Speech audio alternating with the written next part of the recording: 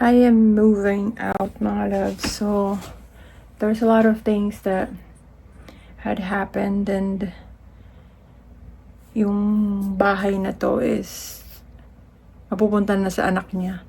Yung dalawang bahay is mapupunta sa anak niya. So, ako, mga loves, dun muna kala Adam kasi wala na akong bahay, mga loves. So, ayoko talagang iwanan tong bahay na to, kaso ayoko na kasi napagod na akong mga loves, napagod na akong lumaban, napagod na akong parang ipagtanggol yung alam mo yung sarili ko na ako yung asawa, ganyan. So, para wala na lang away, para makapag-move on na lahat-lahat. Bigay ko na tong bahay, mga loves. So, i-explain ko sa inyo kung ano yung tunay na nangyari, ganyan. Pero ito kahapon pa ako mga loves, kahapon pa ako ayos, nagdilipat. Sobrang kaninang umaga pa ako dito. Anong oras na ngayon, mga loves? Alas 11 na ng gabi. Marami na ako natapos ko na tong room. So, empty na to, mga loves. Kaka-renovate lang ng flooring. So, super excited ako sa flooring, kaso wala, mga loves. So, ayun. Ayan, na-empty na to lahat. Na-empty ko na yan. Wala nang mga laman. Tapos, yung isang room, nalinis ko na din. Kasi in 2 days, lilipat na yung anak ni Kirby dito. And na-empty ko na din yung bathroom. Konti na lang. Nag-iwan ako ng mga dyan, mga loves. Ng mga ibang, mga tissue na hindi ko naman na kailangan. Ganyan. And the shower, na-empty ko na din yan. Empty na rin yan, mga loves. And this is yung mga magulo, mga loves. Ang dami ko mga na totes. Ayan. Kulang pa, mga loves. Ayan yung mga ililipat ko. Pero itong mga iiwanan ko na yun, mga loves. Ayan. And itong isang dito. Madami pa nga asikasuhin dito, mga loves eh. Itong isang room is nalinis ko na din. Ayan, linis na yan, mga loves. And empty na. Ito, tinanggal ko na yung mga gamit ko dito, mga loves. Ang mga dyan, mga extra unan, ganyan. Tapos, itong mga, ayan, extra unan, yung mga extra na kortina. Hindi ko na dadalhin, mga loves. Ko na sa kanya. And then, ito na lang yung, ko, impake. Dito ko nagwo-worry, mga loves, sa aking closet. Kasi, di ko alam kung paano ko siya sisimulan. Walang space sa bahay ni Adam for mga loves. Natatakot ako. Paano ba yung sasabihin na ako i-impake to, mga loves? Parang ako impake kasi ang mga bags, kasi mga loves, kapag nilagay mo sa, sa storage bin, at alam mo yun na, initan, ganyan, baka magbak. So yun yung pinaka-worries ko sa mga babies ko, sa mga bags ko, mga loves, sa mga shoes. Kaya, hindi ko alam kung paano ko siya mga loves. Siguro makikiusap muna ako sa kanya na kung pwede, hindi ko muna gagalawin tong na to. Kaso kasi, mga loves, kasi, parang gusto ko na talagang tanggalin lahat. Kasi lilipat na siya in 2 days. So, hindi ko alam kung pwede ko siyang pakiusapan na baka ilak ko na lang tong pinto na to. Hindi ko sure, mga loves. Naguguluhan ng lola niya. Daming problema. Gusto ko na lang matapos. Gusto na lang mag-move on ng lola niya para matapos na ang lahat, mga loves. So, yun. Alas 11 na. Babalik na muna ako dun kala Adam, mga loves, kasi nihintay na niya ako. Hindi niya ako na-anon ngayon kasi meron siya, na-busy siya sa work. Pero kahapon, yung mga malalaki, yung treadmill ko dito, mga loves, wala na. Nasa bahay na nila Adam. So, ayun. Hindi ko gusto talagang lumipat, mga loves. Ayokong iwanan tong bahay to. Ayokong iwanan tong bahay na to, mga loves, kasi ito na lang yung ang dami kasing memories na nabuo dito sa bahay na to, mga naiyak ako. Ang dami kasi mga memories na nabuo sa bahay na to. Napakiramdam ko, mga loves, kapag umalis ako is parang tatalikuran ko na lahat. Parang ganun. Kaso, napagod na kasing lumaban ng lola niya mga loves na palagi na lang ako nai-stress dahil sa anak niya. So, naawa na rin sa akin si Adam. Sabi niya, siguro time na para, alam yun, para wala ng gulo, ganyan, i-ano mo na lang. So, ayun, nagkasundo na kami mga loves. Parang, hindi ko kasi alam kung paano ko ipapaliwanag sa inyo mga loves. Ang hirap na, basta, wag nyo na lang anuhin mga loves. Ewan ko, basta. But anyway, ayun, sa last natin ng bahay na to is, sama ko kayo para maano din yung mga loves na yung huling natin dito sa bahay. Huling araw. Kanina nagluto ako mga loves. Kumain ako kasi parang yun na yung huling ko dito. Huling kakain ako, ganyan magluluto. So, ayun. Maraming mga na iiwanan ako dito kasi ko na lang sa kanya kagaya ng mga rep, ganyan. TV, hindi ko na kuhanin kasi mahirap man buhatin mga loves yung stove, ganyan. So, ayun. Yun lang mga loves.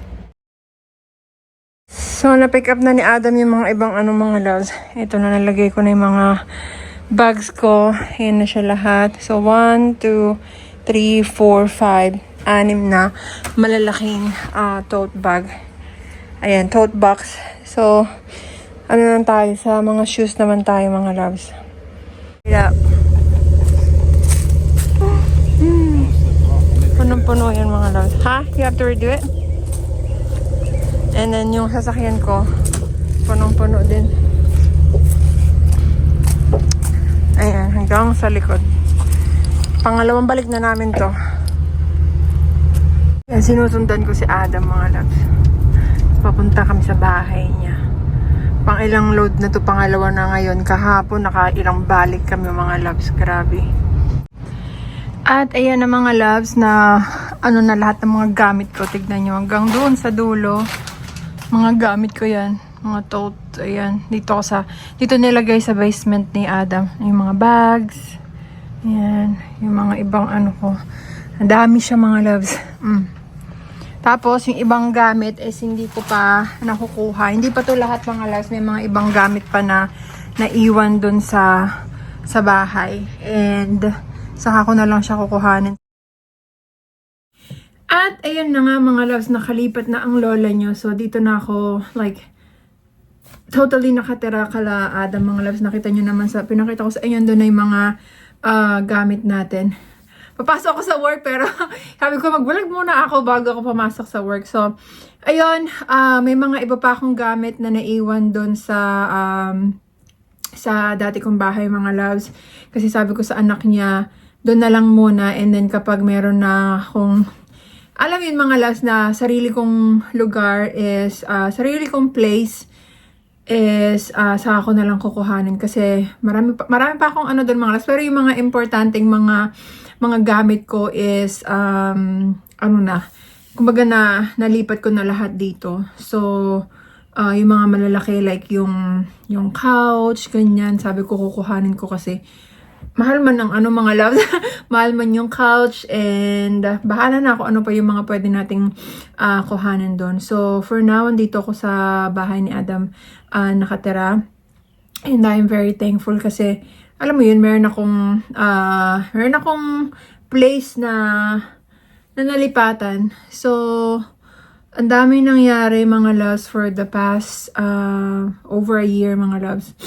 Ang dami nangyari and I really hope I can share with you kung ano yung, alam mo yun, yung detail talaga na nangyari. Pero, hindi ko alam mga loves, parang gusto ko kasi na mapanatili na lang na, yung, alam mo yung magandang image ng asawa ko sa inyo mga loves. Gusto ko na lang naman panatili yun. And ako mga loves na napagod. Kapag napagod na ako ipaglaban yung karapatan ko bilang ako yung, alam mo yung bilang ako yung asawa. Let's just say na maraming napunta na I would say at least 90% napunta sa anak, tas 10% parang ganun, tas 10% I'd say na napunta sa akin. Let's put it that way. Kasi, and malaking pera yung pinag-uusapan mga loves. And, kapag, ang pinaka-lesson na lang dito talaga mga loves is, dapat meron ka talagang ipon para sa sarili mo, which is yun yung meron ako mga loves, kasi nakaya kong itaguyod yung sarili ko nang mag-isa lang ako. And alam ko sobrang daming mga katanungan sa inyo, and gusto kong i-share sa inyo kung ano talaga yung mga loves, like detailed, pero hesitant ako kasi ayoko makasakit ng tao, and I felt like this is really like private ganun. And pasensya na kung hindi ko kayang i-share sa inyo, pero sobrang kasi mga loves it's very complicated, and ayoko lang makasakit ng tao, and alam mo yun, yung okay lang yung okay masaktan. Kaya sabi nga sa akin ni Adam, tama na, lipat ka na lang, kasi sobrang naawa na sa akin yung stress na binigay sa akin mga loves. Is alam mo yung kung mag-isa ka lang hindi mo talaga makakayanan. Kaya basta ang hirap kasi mga loves So ayun, maging na lang tayo, maging masaya na lang tayo kung ano man yung dumating sa buhay natin, and let's all move forward. Kagaya nga ng palagi sinasabi ni Adam sa akin na na tama na, hindi mo naman yung sarili mo, kasi palagi kong iniisip yung ako kasi yung tipo ng tao mga loves na I can never say no. Like it's always, I don't know, I've always been like that, like I can't say no to everything. I would always say yes. Para alam mo yung ma-please ko yung tao, na ayoko makasakit ng tao. Gusto ko palagi lang, alam mo yung gusto ko palagi lang sila, is nakakalimutan ko 99% of the time, nakakalimutan ko yung sarili ko, na hindi pala dapat palagi ka na mag-yes for everything. So yun, sobrang dami ko natutunan mga loves, for over a year. Sobrang dami ko natutunan. And ang dami kong na-discover din na people really change kapag may pera ng pinag-uusapan, and parang doon ko na-realize na nag-iiba talaga yung tao kapag may pera na na-involve. And ako kasi yung tipo ng tao mga loves na kaya ko naman suportahan yung sarili ko, kaya okay na lang, sige na, okay na, para matapos na lang ang lahat. So, ayun, wala na lang kayo masyadong maraming tanong mga loves, kasi pinilit ko naman, kinaya ko naman mga loves, and ngayon I am moving forward. I am grateful sa kung ano man yung meron ako ngayon, and sa recent partner ko, sobrang thankful ako mga loves, kasi palagi lang siyang nandyan para sa akin. Sabi nga niya sa akin, parang niya sa akin na you can never be a bad person, but I can be a bad person for you. Parang ganon. Sinabi niya sa akin, kasi sobra ka mabait ako na lang yung magiging masama para sa iyo. Yung ganon na, kasi hindi nga ako makapag-say ng no, so siya na lang yung mag-no. Ano, nagigets niyo ba? So, ganon mga loves, do you want me to call? You want me to do this? You want me to do that? I'm like, no, let me handle it myself. Pero, ayun. So yan mga loves, abangan nyo ang susunod na kabanata ng aking buhay, and yun lang, sobrang maraming salamat dahil nandyan pa rin kayo, laging sumusuporta sa akin, and ayun, thank you so much mga loves. Sana huwag kayo magsasawa sa pagsubaybay ng aking buhay, kung ano man yung mangyayari mga loves. Thank you so much for always supporting me, and sa mga hindi ko na nai-inspire, sa mga nagagalit na sa akin, ganyan.